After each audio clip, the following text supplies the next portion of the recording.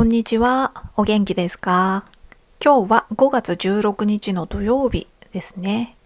最近暖かくなってきて、さっきもですね、アイスティーを飲んだりしたんですよね。いつも紅茶はホットで飲んでるんですけれども、最近暖かいからね、ちょっと冷たいの作ってみようかなと思って、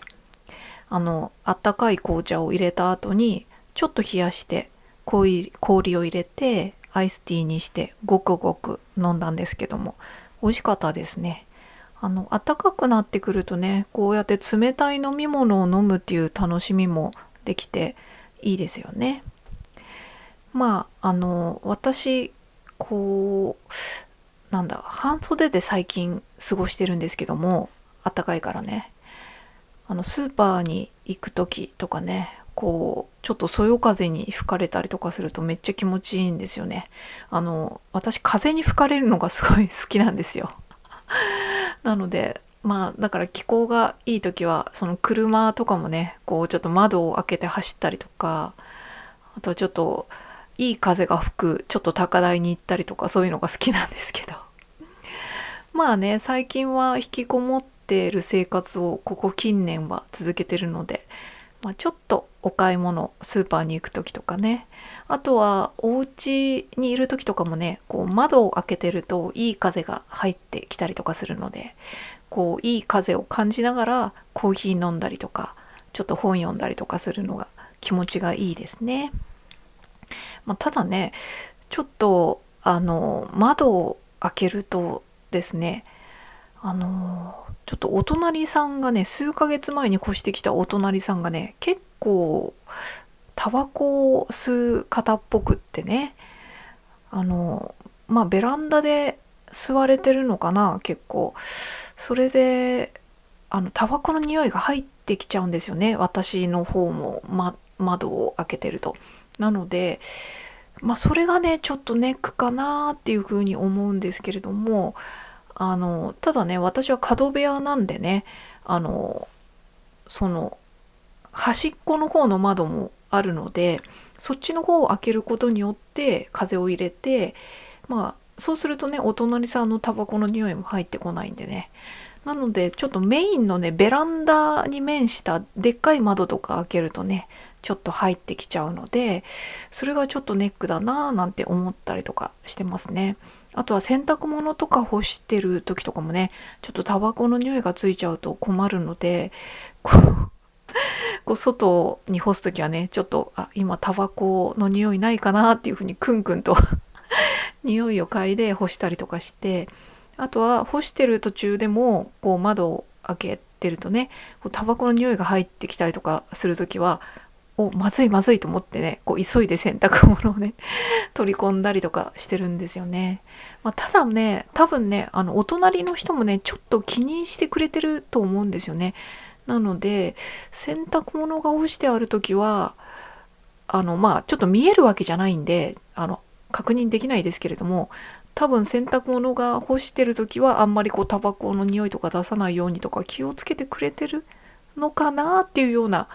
気がします。ちょっと全然わかんないですけども、そんな気がするなっていう感じですね。なのでね、特にそれはお互い持ちつ持たれつというかね、なのでね、そんなに私もすごく気にしてるわけじゃないんですけれども、洗濯物干す時とかはちょっと気にするのと、あと大っぴらに窓が開けれないっていうのはあるかなって思いますね。ただそのうちね、もっと暑くなるとエアコンの季節になっちゃうので、結局はね、窓を開けてる季節って年間通してそんなに多いわけじゃないのでね、いいかなっていう感じですね。で、数ヶ月前にお隣さんが違う人に変わったんですよね。前の人が引っ越してっちゃって、それからほどなくして新しい方が入ってきたっぽいんですけども、引っ越して越された直後にね、よく咳が聞こえてるから、私お隣の方が今風邪ひいてんだなってずっと思ってたんですね。それが1ヶ月とか経ってもずっと咳してるから、ずいぶん長く風邪ひいてるんだなとか、もしくはのご病気なのかなって思ったんですけども、それが2ヶ月3ヶ月と経っった今はっと気がついたんですけども、あれってタバコをずっと吸ってる人とかの空咳なのかななんて思ったりしましたね。タバコを吸ってるご本人が咳してるのか、もしくは一緒に住まれてる方が咳してるのかわかんないですけど、なんかね、あれがいわゆるタバコの空咳っていうやつみたいな気がしましたね。ちょっと確かにね、咳の音が乾いたような音がしてるので、まあ大変だなと思いました。大変だなって。まあそれでもね、タバコがお好きで吸ってるんだと思うので、でも周りのね、私の周りもタバコ吸ってる人って結構こう健康診断じゃないな、なんかのお医者さんに行ってすごいこう肺の具合がこう悪くてっていう、20代の人とかでもね、それとか言っても別にタバコとかね、禁煙とか言ってるけど結局やめないし、だからまあそれは好きで吸ってるんだからいいんじゃないかなっていうふうには思いますね。ただね、禁煙しようとしてるってことは一応やめようと思っててやめれないっていうことでもあると思うので、まあっていう感じなのかな。ちょっとよくわかんないですね。私はタバコを吸う人種じゃないので、もうその気持ちが全然わからなくなっちゃったんですけれども。なんか私もね、若い頃ちょこっと吸ってみた時、やっぱりね、なんかね、気分が落ち着いたりとかするんで、ちょっと、日常のアイテムとして吸っておくのもいいかなっていうふうには思ったんですけれども、ただね、結構中毒性がありそうだなっていうのを感じてたんで、なんかこう自分でコントロールして吸うんじゃなくて、タバコにコントロールされて吸わずにはいられなくなるのは嫌だなと思ったんで、ちょっとこれは危険だなと思って、なんかなんて言うんだろう、その主導権は自分で握りたいんで、全ての物事においてなのでやめましたね。あとはこう値段が高いっていうのもありましたしね。毎日タバコ1箱とか吸うんであれば、1箱までいかなくてもね、その分コーヒー飲んだりとかケーキ食ったりとかした方がハッピーだなと思ったんでただ私の場合はシュガー中毒というかね、甘いもの依存にはちょっとなっちゃってるような気がするので、それはそれでちょっとね、良くないなとは思ったりとかしますね。あとね、昭和の時代はね、今はないと思いますけど、昔はね、結構タバコを吸って一人前みたいな人がね、そういうおっさんとかが結構いたんですよ。ちょっと私悪口言っちゃってごめんなさいって感じなんですけど、今の時代じゃないですよ。昔昭和とか平成初期ぐらいまでかな、いわゆるもうタバコがなんだろう、禁煙ブームというか、禁煙が当たり前になってくる前の、結構みんながタバコを吸ってるっていう時代ですね。当たり前にタバコを吸ってて、電車にも灰皿が設置されててみたいなね、そういう時代ですね。その頃はやっぱり、例えばこうタバコを吸って一人前っていうのは、こうなんて言うんだろう、コミュニケーションというかね、コミュニケーションじゃないな、こう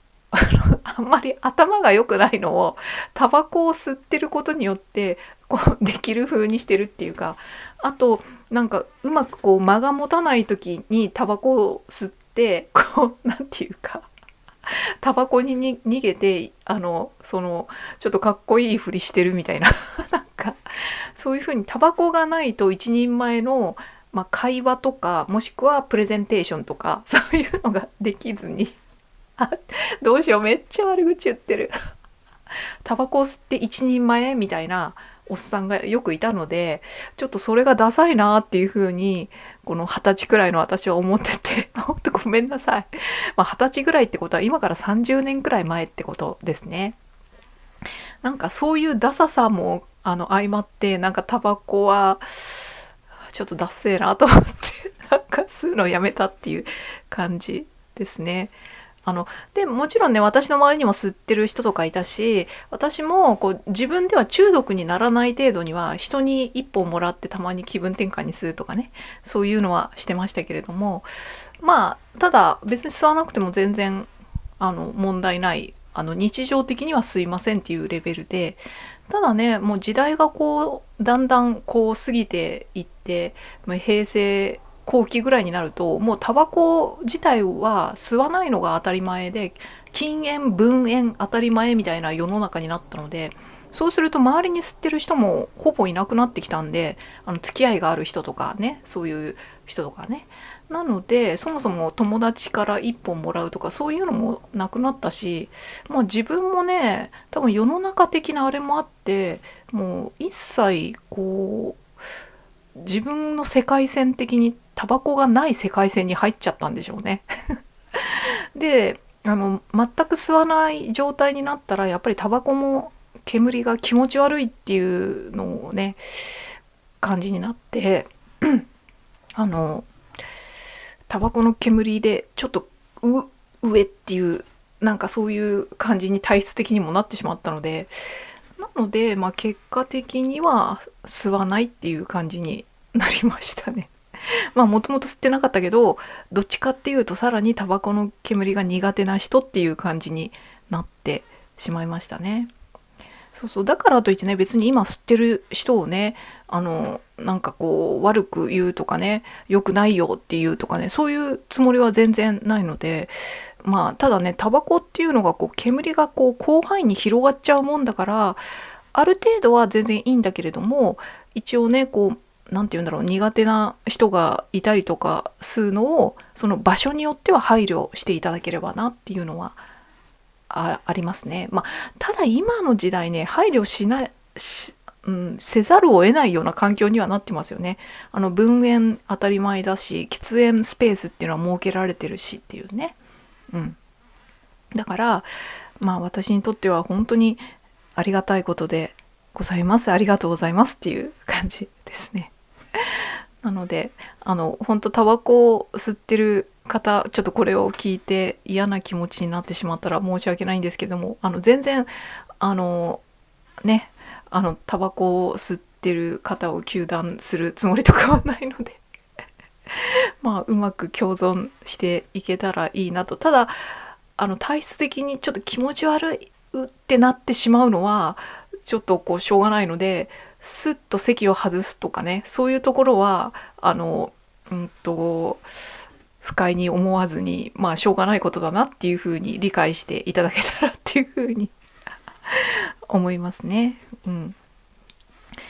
そんな感じでございます。なんでタバコの話になったのかな。そうそう、で最近のこと、ここ数日思ったことっていうかね、なんかそれで今回ちょっと話そうかなって思ってたことは別にあって、私もね49歳という年齢で、最近更年期のね体調のなんかちょっと変化っていうのがねちょこちょこ感じられるようになってきてたんですけども、徐々にねたまにほてりっていうものを感じ始めて、去年ぐらいもね、で今年に入ってから、これ間違いなくほてりだわっていうくらいはっきりとほてりの症状が出てきて、でもね2月ぐらいからピタリとほてりが止んで、最近またちょこちょこっとまたほてりは出てきたんだけど、そんなに大したほてりじゃなくってとかね、結構ねだからこう揺らぎがあるんですよね。全然更年期の症状ないわっていう期間があったりとかすれば、ほんのちょっとだけほてるなって思ったし、今年の初めくらいは結構ほてりがはっきりと出たりとか、夜寝汗で起きたりとかね、結構きついな、こういう感じなんだみたいになったんですけども、でもきついなってほどでもないかな。私は在宅ワーカーなんでね夜起きちゃっても別にその分少し寝坊しちゃったぐらいでいいのでね。でもね最近っていうかね、あともう一つなんとなくふわっとこれ不調だなって感じてたことがあって、更年期ってよくめまいがするっていう症状もあるっていうじゃないですか。めまいですね。で私はめまいっていうほどのものは感じてなかったんですけども、ちょっと近い症状で急激にバランス感覚が悪くなったっていうのがあるんですよ。だからバランス感覚って例えば一本足で立ったりとかした時のバランス感覚ですね。でこのバランス感覚って日常生活暮らしてる分には全然問題ないレベルなんですよ。ただちょっとヨガのポーズとかね、そういうのを取った時にあの前に比べて急激にぐらつきが多くなって、これでぐらつくみたいな、なんかね、どっちかっていうとね、自分ではバランス感覚いい方だと思ってたんですよ。あんまりぐらつかないタイプだと思ってたんですよ。で、年齢とともにバランス感覚が衰えるのはわかるんですけれども、それが結構急激にバランス感覚悪くなったんで、これ何これと思って、年齢とともにっていうか急激に来るのおかしいでしょって思ってて、まあでも日常生活には問題はなかったんで、これなんだろう、これも更年期なのかなっていうのはなんとなく思ってたんですよね。めまいっていうのとバランス感覚っていうのは通ずるなっていうふうに思ってて、自律神経が乱れることによってっていうのも関係がなくはないと思うんでね。で、さらに最近思ったのは、最近ね、やっぱりちょっと痩せにくくなったっていうのはもともと感じてたんですけれども、ちょっと下半身のお腹の肉がね、特に最近大して食べてないのにすごくついてきちゃったなっていうのを感じてて、これもやっぱり更年期の症状がバーンと出始めた今年初めくらいから特にあれって思ったんですけど、それ相応にすごいバカ食いしててっていうんだったらわかるんですけども、それ相応にバカ食いまではしてないのに、バカ食いした時のようにお腹がすごい贅肉が溜まってて、しかも多分これ落ちる感じがしないなっていう風に感じてるんですよね、なんとなく。で、もしこれが更年期なのであれば、ちょっと全体的に少し生活習慣をもうちょっと整えるしかないなと思って、で、私は我慢とかできないタイプなんですね。食べたいって思ったのを我慢するのはできないタイプなんで、それで私の方法っていうのは、ちょっと日常の中に軽くエクササイズ的な運動を入れるんですよ。で、運動することによって痩せるとか、筋肉をつけることによって代謝を上げて痩せるとか、狙いはそれじゃないんですね。私の場合はこれ昔からの私のやり方なんですけども、こうやってちょっと運動とかを習慣にすると、それが体の中のフックになって、きっかけみたいなね、フックになって、味覚というかね、欲する食べ物とかそういうのが変わってくるんですよね、徐々に。だから運動とかを定期的にやることによって、多分お菓子欲とか、あとは変な食欲とかが徐々に収まってきたり、あとあれ食べたいなっていうのが結構健康にいいものを食べたいなみたいな感じに変わってくるんですね。だからそうやってそのスパイラルが始まったら、うまいことそれに乗って、特に我慢とかはせずに食べたいものを食べて、で場合によってはそれで少し元気になってきたら、もうちょっと運動もなんかしたいからするみたいな感じで回っていくみたいな。だから大幅なダイエットとかにはならないんですけれども、なんかその時ちょっとパッと太っちゃった分が気がついたら元に戻るとか、場合によってはさらに少しだけスリムになるとかね、ダイエットというほどのことはしてないんで劇的な変化はないんですけども、そうやって整えるっていうのが若い頃からのあれなんですね。あと定期的なそういう運動をしてると、体感覚なんですけれども、血糖値が安定するんですよね。習慣的な運動をするとね、ちょっとこれは他の人はどうか知らないですけど、私的にはそう感じるんですね。血糖値測ったわけじゃないので分かんないんですけども、体感覚的に血糖値の乱高下が減るっていうふうに思うんですね。なので、そういう効果も期待して、ちょっとだけ家でエクササイズをね、1ヶ月半くらい前から始めたんですよ。で、それもさっきも言ったように、それによって痩せるとかね、筋肉つけて代謝を上げるとかね、カロリー消費するとか、そういうのが目的じゃないので、フックとしてね、ポチッとしたちょっとしたちっちゃいボタンみたいな感じですね。こう体のこの負のスパイラルから負のスパイラルじゃない正のスパイラルをちょこっと回せるかなみたいなそんな感じのフックとして始めたんですね。でそれもいきなり始めると体が今まで動いてなかったのが結構ダメージが来たりとか疲れちゃったりとかあるので、一回やってまたやってもいいかなって思った日だから中に3日空いたりとかするんですね。だからだいたい週に2日間ぐらいかな。週に2日間くらいのペースでやってて、そうそう。だから大してやってないんですよ。ただちょっと久々に体を動かしたからちょっと軽い筋肉痛になって、まあそれが週2回でも、まあ3週目4週目くらいからは同じ運動をしてもちょっと楽になったりとか、まあ同じ運動じゃなくて、まあ7パターンくらいの運動をねこう順繰りにやってるんですけれども、でなんか辛いなと思ったらやらないみたいな。でなんかやってて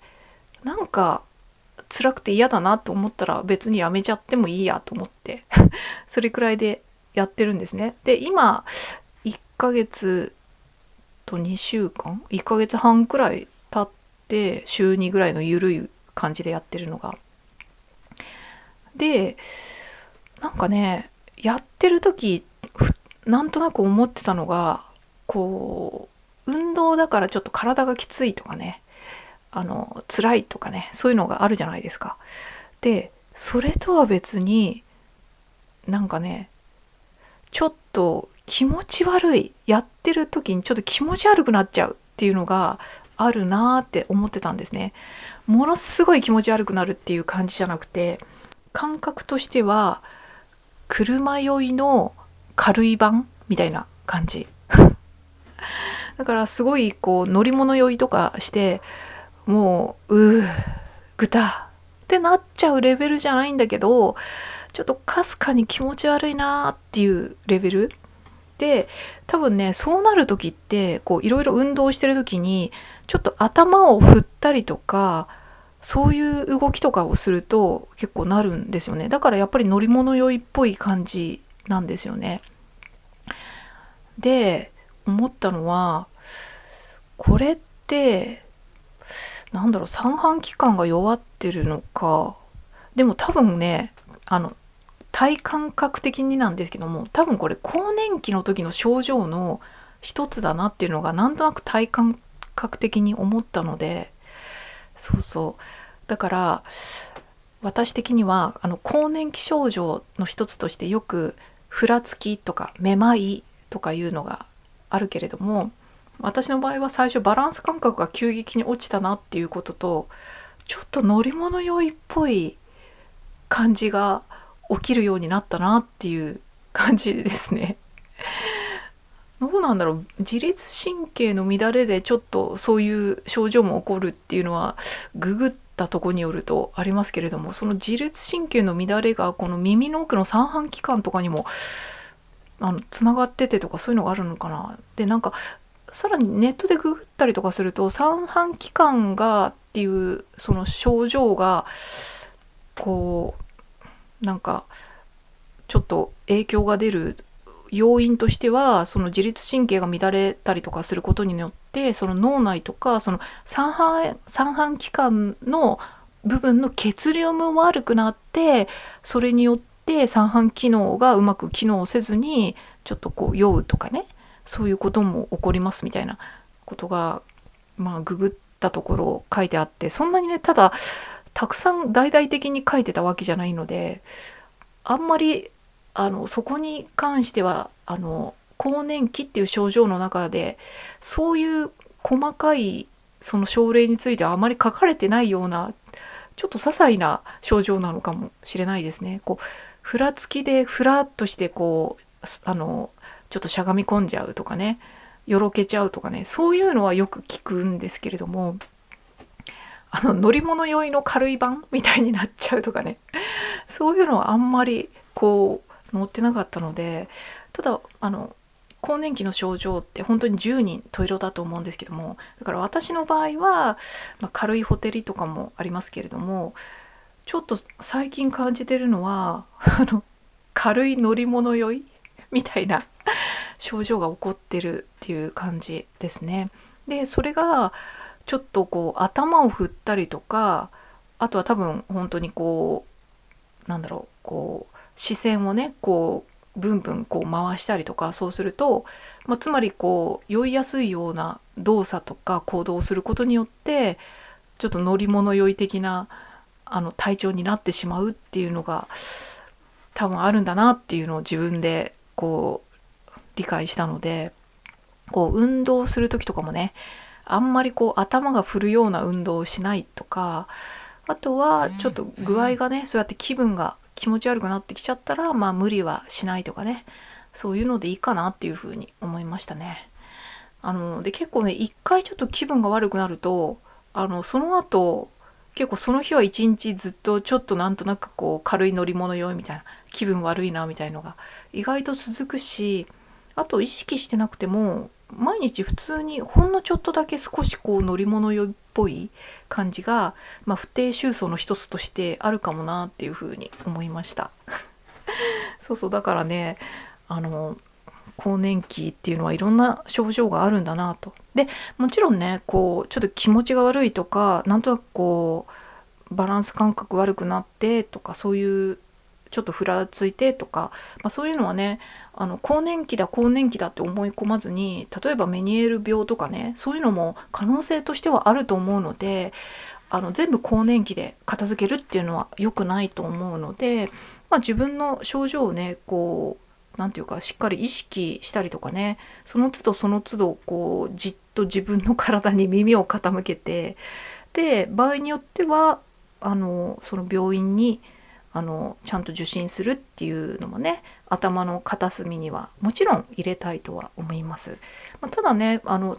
こういうなんかこう症状が出た時もやっぱり体感覚ってどうだろうっていうのを私は結構こうなるべく感じるようにしてるんですけども、今のところねこれは私多分更年期の症状だわっていうのがなんとなく体の感覚的にそういう風には感じてますね。だからこうね、人によっては更年期とかで全く動けなくなっちゃうとか、何もできないくらい症状が辛いっていう人もいるとは思うんですけども、現状の私はね普通に日常生活とかは問題なくできるっていうレベルかなって思いますね。ただ無理に動いたりとかね、何かを頑張ったりとかするとちょっと軽い不定収束レベルの症状はねあるので、それはちょっとあれかなって思いますね。だから私は在宅ワーカーなのでね、ちょっと自分が具合悪かったらすぐ休めて、すぐベッドに横にゴロンって慣れてっていうのがありますけれども、自分がねもし今でも会社員で仕事をしてた場合とかは、ちょっとこう仕事中に具合がって思うことがあっても、ちょっと頑張ればいつも通りに仕事をできるっていうレベルだから、一応仕事は支障なくできるぐらいなのか、支障なくっていうのかな辛いけどいつもと同レベルの仕事は頑張ってできるみたいな。だから無理に残業とかせずに、無理に残業はどっちにしろ良くないですけど、きちっと家に帰ってしっかり休んでコンディションを整えて、毎日そのコンディションを整えることをしっかり意識しながらきっちり働けるんじゃないかなっていうぐらいのレベルですね。どうなんだろう。でもなんていうのかな、馬力は出せないっていう感じがしましたね。今ぶっちゃけ私もね在宅でやってる仕事も結構手抜いてるんですよね。最近こうなんていうかこう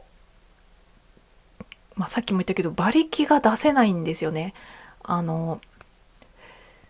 う決まりきったことだったらルーチンとしてできるんですけども、こうやればいいんじゃないかとか、なんか稼げる方法ないかなとか、こういうことをやったらどうだろうと自分の頭で考えて物事をこう想像してトライアンドエラーでやっていくっていうのって結構エネルギーというか馬力がいると思うんですけども、そういうのがちょっとできない。なんかこうガッツが足りないというかね、もっとお金稼ぐために頑張んなきゃなのにみたいな。でも決められたことだったらもう何をするべきか分かってるんで、こう言っちゃなんですけど、脳死の状態でもう体が覚えてるからできるじゃないですか。そういうことだったらそれくらいのボリュームはできるっていう感じですね。だからさっきの例で言うと会社員とかの生活だったらもう自分がやる仕事とか分かってるのでそのもうルーチンとして、あとは新しいことを考える時ももうなんていうか、もうその仕事自体はもうできる状態になってるのでいろいろできるんですけれども、私の場合は0から1円を作り出すっていうことでやってるので、1円を作り出せたことはそのまま継続してやればいいけど、それだけだと自利品なんですよ。なんか稼げないかな、もっとこれで稼げないかなっていうのをどんどんやっていかないとお金稼げない感じなので、ここで正直馬力が必要なんですけども、そういう時にちょっとした気持ち悪さとか、ちょっとほてりだったりとか、体がちょっとだるいなとか、そういうんだとその馬力を出すのが結構きついというか、出せないっていうのは感じましたね。だからルーチンワークだったら頑張ってできるんですけども、なんか意欲的に何かを想像するみたいな感じのがちょっときついかもみたいな感じで結構サボっちゃってるっていう、サボっちゃってるなとは思ってるんだけど、でもしゃあないかみたいな、ある程度貯金を切り崩すような生活になっちゃってるけど、それでしゃあないかみたいな感じで、もしかしたらそのうち体調良くなるかもしれないから、その時にちょっと頑張ろうとみたいな。で今は逆にちょっとのんびりしながらほっとした時にこれだみたいな何かアイディアが思いつくかもしれないから、別にね明日の米が買えないとかね、そういうレベルじゃないんで、どうにかなるっしょっていう感じで生きていこうかなっていうふうに思ってます。あとはねちょっとね月に200円くらい宝くじ買ってます。宝くじっていうかロト6とかロト7とかね、銀行のやつで買えるじゃないですか。買いに行かずに自分の銀行口座で、あれこれ銀行口座も全部の銀行口座じゃないか、みずほ銀行とかなんですけどみずほは自分の銀行口座のネットバンキングで宝くじが買えるんですね。でロトとかだと一口から買えるんですよ。なので、毎月っていうか思い出した時なんですけども、月1か2ヶ月に一遍ぐらい200円ほどロト6とかロト7買ってるんで、それがねもしかしたらいつか当たるといいなみたいな、もういよいよお金が尽きるかもしれないっていう前にねちょっと当たってくれると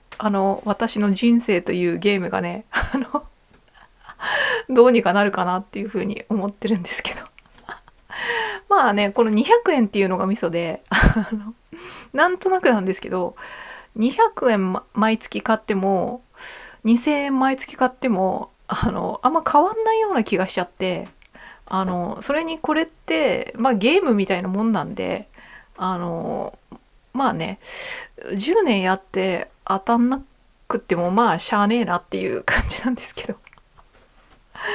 そうそう、ちょっとしたお楽しみとかね、あとはもしかしたらいつかいよいよやばいっていう時に